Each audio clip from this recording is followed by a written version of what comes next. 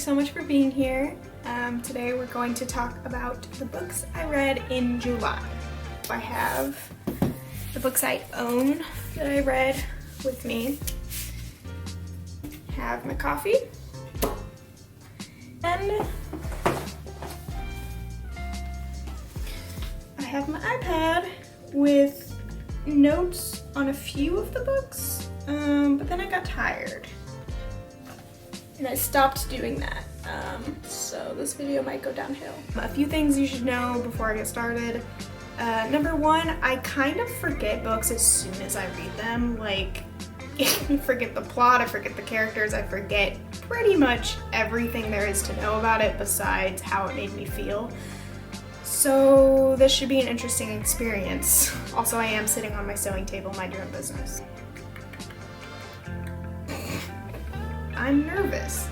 I don't know how people do this. For whatever reason, July felt like the longest month ever, but in a good way. I just kept picking up books and there just was an abundance of time.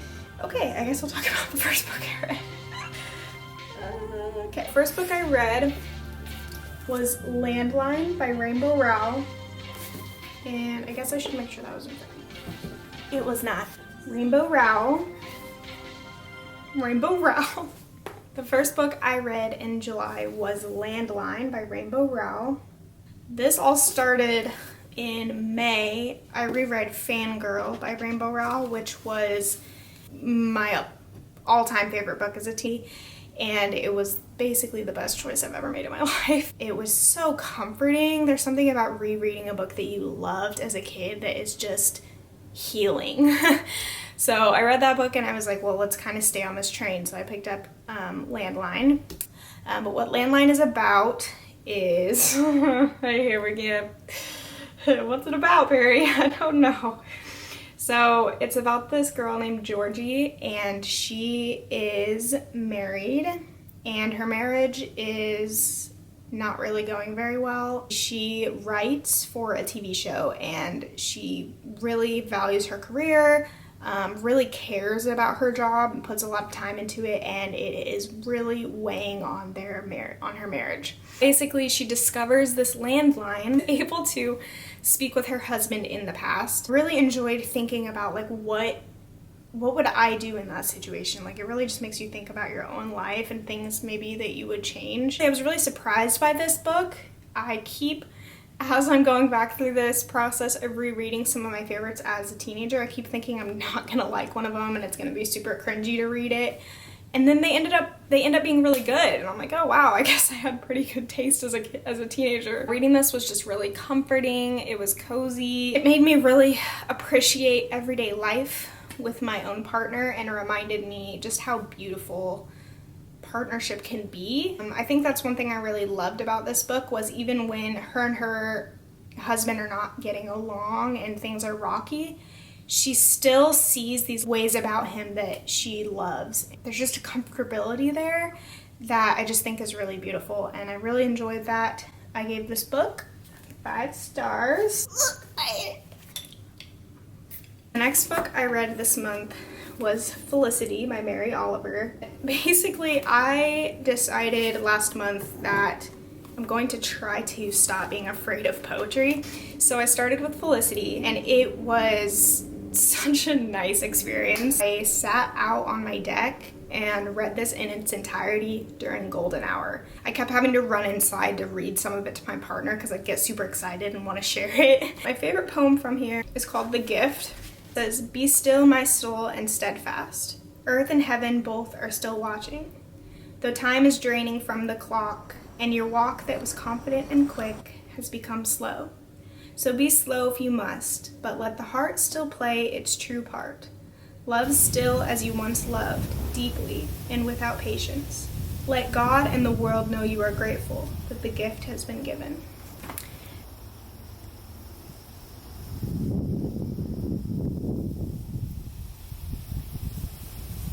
I just really like that. I don't know what I believe, but I do know that life is a gift, and that the little things are beautiful. It just made me want to appreciate it more. Next book I read was The Town of Babylon. I don't feel like I'm smart enough to talk about this book, but I'm going to try. This book follows our main character, whose name I definitely cannot remember. He goes back to his hometown. He's married, he's, you know, graduated college and everything like that. He's living his life, but he comes back to his hometown for a high school reunion. It follows, so every other chapter there's present time, which is him kind of at this reunion, and then kind of what follows it, and then it's mixed in with the history of his family and his own life. I really enjoyed that. I liked the pacing of each chapter being either what's happening currently in his life and what it's like for him coming back to the old town that he grew up in and all those feelings that come along with that, and then mixing that in with the story of his family. It made it feel like such an overarching story. It was really heartbreaking at moments.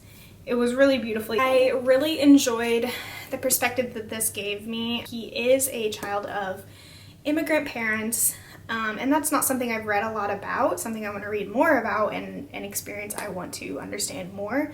But I really enjoyed the conversations about, you know, the idea of the American dream and what that looks like. One aspect of this that I really loved, there is kind of a love story in here, but it's very heartbreaking. I don't want to say too much, I don't want to spoil anything, but he does end up running into his high school love, his first love. Really enjoyed watching him navigate the feelings that came along with that. I guess my only complaint about this book would just be that it was a little tedious to get through at times. By the last probably 50 pages, I'd say 100 pages, I was ready for it to be done. The font is pretty small. It was a little more mental work to get through this book. It wasn't an easy read, but it was enjoyable. I was a little tired at the end of it. Up next is one I don't have with me because I got from the library, so what do I do with my hand? But I'll put a photo up somewhere on the screen. The next book I read was Snapdragon. This is a graphic novel. Basically, the only thing you need to know about this is that it's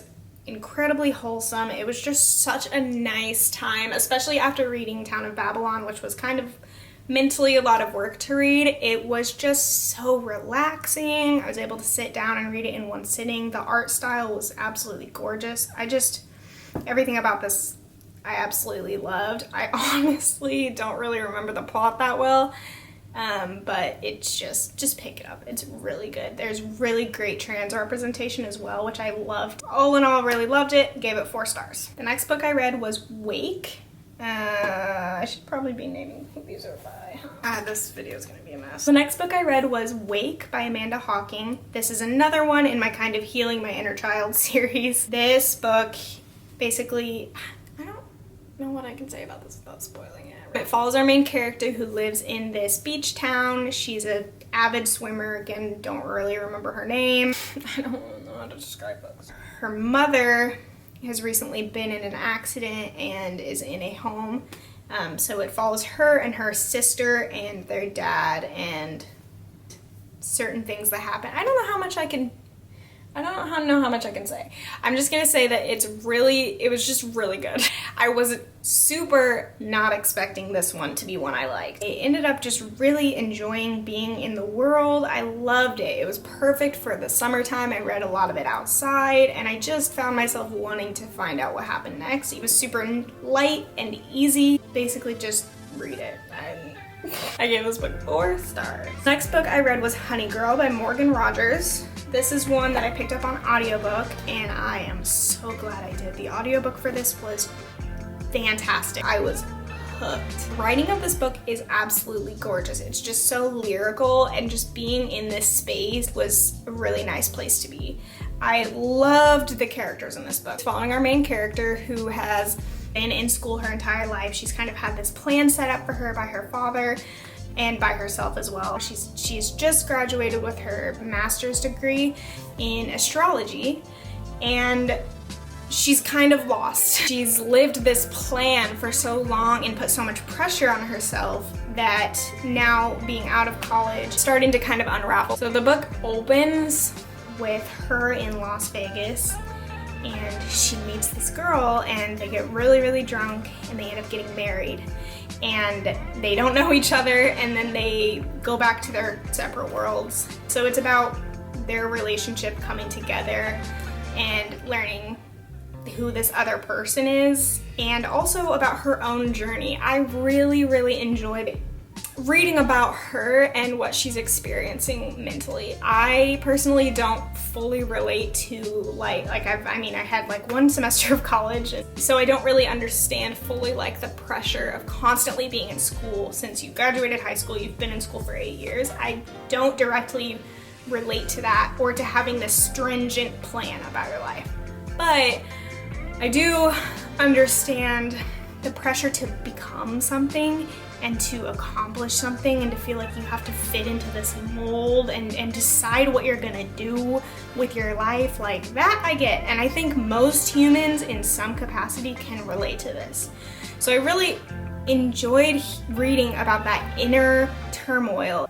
It made me feel seen. It made me feel understood. Even if I didn't directly relate to her own experiences, I understood a lot of what she was feeling. I felt that pressure before. The characters in this book were so fully formed. I loved the complicated nature of who these people were and what they're feeling. I loved Yuki. I do remember a name. I do remember a character name. Yuki was the girl that she marries. She just had this really calming presence about her, but also was a real person that, you know, feels jealousy and has these complicated feelings as well. My only complaint about this book, and it's barely a complaint, it just felt like the ending was slightly rushed. Honestly, I would have just liked to be in this book a little bit longer. The next book that I read was Big Magic by Elizabeth Gilbert. This is another one that I listened to on audiobook. This book single-handedly healed my relationship with creativity. This book basically is just her kind of ideas, philosophies on what creativity is and how we can kind of have a better relationship with it and understand it better and also respect it. She talked a lot about inspiration, the nature of inspiration. This really made me rethink like the pressure that I put on myself as someone that creates to fit in a certain box and to constantly be, you know, putting things out and creating. It's been a lot of I guess me kind of getting angry at myself when I work on a project and I fail. A lot of pressure to just create and be something to the point where I can't really enjoy creating. She talked about inspiration as its own entity, something that visits us and we can accept it or not. I loved the idea that like it's just looking for a host. And if you're not gonna accept it, it's gonna move on to another person. And I really liked that concept because it really made me think about like, appreciate those moments, because as a creative person, you're not always gonna be at the height of your creativity. You're not always gonna be, you know, creating to the best of your ability. So when those moments of inspiration come, like, it just makes you appreciate it so much more. Ever since reading that book, like I've just allowed myself to go slower, like to just slow down and just enjoy the process. I really enjoyed that book, 5 stars. It really came to me right when I needed it, and I highly recommend it if you're a creative person or just if you're a human existing in the world. Really great book, loved it. The next book I read has fallen into the favorite of the month spot. And that book is Tomorrow and Tomorrow and Tomorrow by Gabrielle Zevin. I loved this book so much. I did get this on Book of the Month. I normally have a really hard time picking my Book of the Month book. Like, there's just something in my brain that's like, wait, but there could be something better. Are you sure you want to get this one? Because maybe there's a better choice. But this month, I did not have a hard time. I saw this book and I saw that it involved gaming and I was like, yep, that's it, sign me up. So follow Sam and Sadie throughout their lives. They basically were close friends growing up and then had a bit of a falling out and did not speak to each other for several years and then reconnect later on. I adored this book. It's right at 400 pages and it did not feel like it for a second. I did enjoy that it centered so much around gaming. It was very heavily about friendship and how sometimes friendship can be the most important relationship that you have going on in your life. It made me a little bit sad, I'll be honest, just about the nature of life and how people grow and grow apart from each other and how that naturally just happens. I also really enjoyed just that this relationship was not perfect. You see a lot of times in this book, the characters misunderstand each other, and they'll both have different ideas about how things are going, and then they're not communicating with each other. So they'll have all these ideas about things that just aren't really true. There's a lot of resentment that kind of builds up with things with, you know, Sam being a man and his experience in the gaming industry compared to Sadie, who is a woman, and this is a very heavily male-dominated industry. So she starts to have a little bit of resentment towards him because they've both worked on these games, but it kind of turns into where he starts to get a little more credit for them, and people really idolize him. I liked the conversation about that. Overall, this book was amazing. This book made me cry. Oh, it's so good. The next book I read was another poetry collection. This one was also by Mary Oliver, and it was Blue Horses. So this one I didn't love as much as Felicity. I still really, really enjoyed it. I just didn't feel it in my heart as much as I did the other one. My favorite poem from this one, of course I didn't screenshot the title, so I don't know what it's called. It says, "You might see an angel at any time and anywhere. Of course you have to open your eyes to a kind of second level, but it's not really hard. The whole business of what's reality and what isn't has never been solved and probably never will be. So I don't care to be too definite about anything. I have a lot of edges called perhaps and almost nothing you can call certainty. For myself, not for other people. That's a place you just can't get into. Not entirely anyway, other people's heads. I'll just leave you with this. I don't care how many angels can dance on the head of a pin. It's enough to know that for some people they exist and that they dance." I think it just reminded me that I don't have all the answers, I don't know everything right now, I barely know anything, and that's okay. Ended up giving that one 4 stars. The next one I read was Bingo Love by T. Franklin. The only thing I'm gonna say about this is the most wholesome graphic novel I have ever read in my entire life. Just get it, like everyone needs to read this book. The next book I read was Grown by Tiffany D. Jackson. And oh boy, was this a tough read. Really be careful with yourself on this one. Look up the content warnings, like just be careful. Basically, this follows this girl, I think her name's Enchanted. She is in high school, she is an aspiring singer, and she does this singing competition and meets this really, really famous singer whose name I definitely don't remember. Corey Fields. Basically just about her falling into a relationship with him and the power dynamic of that. This was really eye-opening for me. It just portrayed what that looks like so well. It was really an important read, and that's really all I want to say about that one. I gave it 4.5 stars. The next book I read was Daughter of the Pirate King. This was a book that my sister recommended to me. I honestly was not sure what to expect going into this book. I still kind of have the cautiousness going into young adult books. Basically, it's about our main character. She is the daughter of the Pirate King, as the title suggests. She's infiltrating this other pirate ship. That's all I'm gonna say because I don't want to spoil anything. She very early on kind of like has this flirty kind of thing going on with not the captain, but the guy that's below him. And they happen to be brothers, but that one. And at first I didn't really like that just because it felt like so cliche, like, oh, like she gets on this pirate ship and then she already like he's kind of attractive and she likes him, oh, like whatever.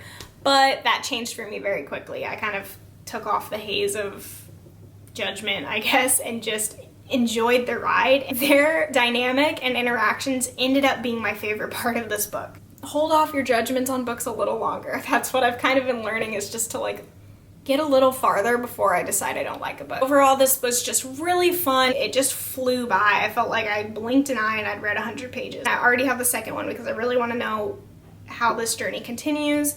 I will say I also really loved, so she has like her own crew, and there wasn't too much interaction with her and her crew because the majority she's on this other ship, but I loved her interactions with her, like, people.